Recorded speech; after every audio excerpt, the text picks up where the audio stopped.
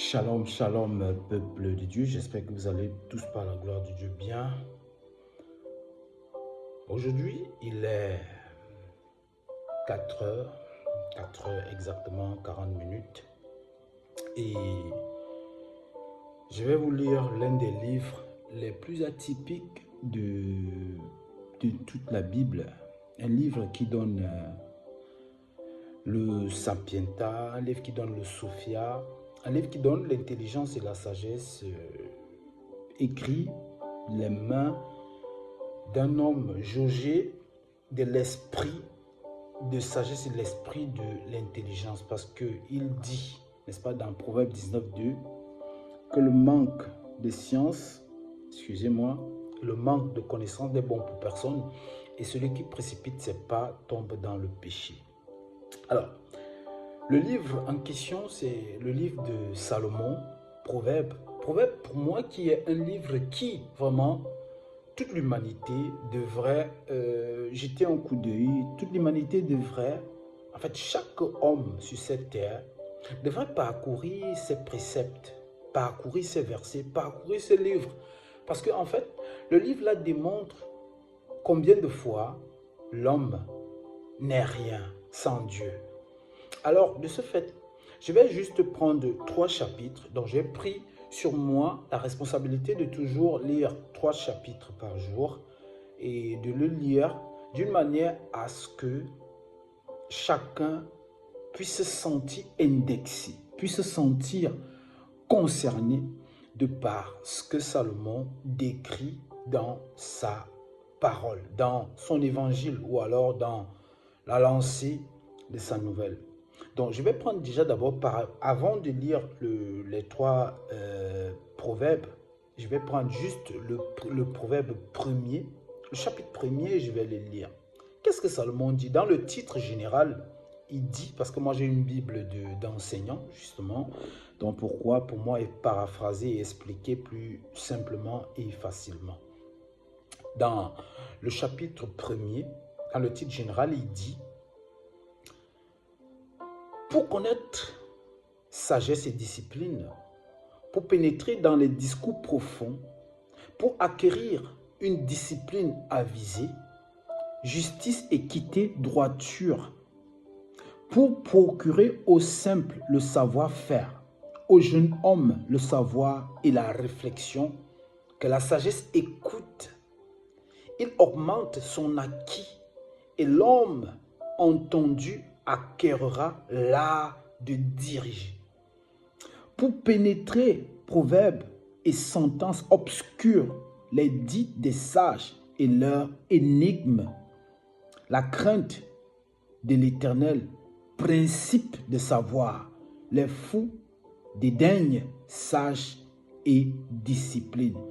C'est en fait ce qu'il fallait comprendre, parce que Salomon a dit: tout est vanité et à la poursuite du vent. Donc, ce qui est vanité, en fait, c'est de comprendre ici que celui qui ne croit pas en Dieu, que tu aies une prétention, que tu penses que tu as... Parce qu'il y a des gens aujourd'hui qui parlent au nom de Dieu, mais que Dieu il n'est pas là. Rappelez-vous que Dieu, n'est-ce pas, avait rejeté Saül 2 ans après son règne. Mais il a couronné David. Il a rejeté Saül dans le palais 2 ans après son règne. Il a couronné David 2 ans après le règne de Saül. Après le règne proprement dit de Saül, ça veut dire que Saül régnait encore, mais il avait déjà été rejeté par Dieu dans le palais. Alors que David, lui, dans la forêt, il était déjà roi. Mais parce que Saül avait la prétention de dire les choses que Dieu n'a pas dites. Quand Samuel vient lui dire: tout ce que tu vas faire, tu vas toujours faire au nom de l'Éternel. Mais Saül n'avait pas compris. Saül avait toujours une prétention. Voilà pourquoi Dieu l'avait excusé la première fois. Mais la deuxième fois, Dieu ne l'a pas excusé. Dieu l'a juste rejeté. Dieu a retiré le manteau, n'est-ce pas, le manteau de dirigeant que Saül avait, et il l'a donné à David. Et donc David était dans les champs, mais David était déjà roi. Donc il y a aujourd'hui ces hommes-là qui ont cette prétention-là, mais qui ne sont même pas de Dieu en fait. Voilà pourquoi Salomon, il va vous dire, vanité de vanité, tout est vanité. Celui qui pense, n'est-ce pas, louer l'Éternel, il doit être encadré au travers les lois, au travers les préceptes, au travers les révélations, au travers la lumière de l'Éternel. Si il n'y a pas tout ça, il est vanité. C'est pourquoi il est important de lire les proverbes. Il est important de parcourir ces préceptes et de faire rentrer ça dans ce que l'homme appelle le mode opératoire de la vie. Vous comprenez? Alors on va prendre directement, on va rentrer dans le vif du sujet. On va prendre le chapitre 10. Comme je vous ai dit, on va lire chapitre 10, chapitre 11 et chapitre 12. Donc très vite, on prend le chapitre 10. Alors, le grand recueil de Salomien. Dans le chapitre 10, il est dit, verset 1er, proverbe de Salomon. Le fils sage réjouit son père.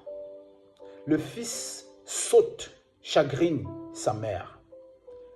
Trésor mal acquis ne profite pas, mais la justice divine de la mort. Yahweh ne laisse pas le juste affamé, mais il réprime la convoitise des méchants. Mais nonchalant appauvrit la main des dirigeants enrichis. Amasser en été est l'un homme avisé. Dormir à la moisson, c'est un homme indigent. Bénédiction sur la tête du juste, mais la bouche des impies recouvre la violence. La mémoire du juste est en bénédiction. Le nom des méchants tombe en pourriture. L'homme au cœur sage accepte les ordres. L'homme aux lèvres folles court à sa perte. Qui va honnêtement va en sécurité. Qui suit une voie tortueuse est démasqué. Qui cligne de l'œil donne du tourment. Qui méprise en face procure l'apaisement.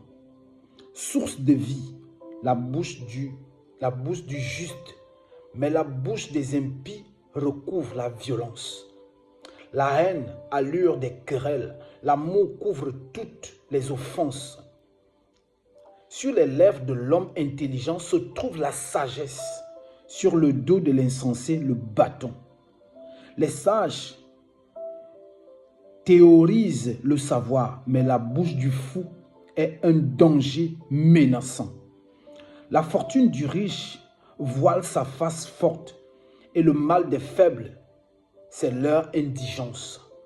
Le salaire du juste procure la vie, le revenu du méchant, le péché. Il marche vers la vie, celui qui garde la discipline, qui délaisse les brimades, se foudroie. Les lèvres du menteur couvrent la haine, qui profère une calomnie et un sot.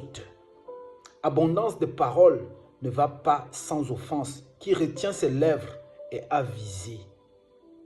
La langue du juste est pur argent, le cœur des méchants est peu de prix. Les lèvres du juste repaisent une multitude, mais les fous meurent faute de sens. C'est la bénédiction de Yahweh qui enrichit sans effort et y ajoute rien. C'est un peu pour le sot de s'abonner au crime et pour l'homme intelligent de cultiver la sagesse. Ce que procure le méchant lui échoua, et ce que souhaite le juste lui est donné. Quand le tourment a passé, plus les méchants, mais à jamais le juste est établi.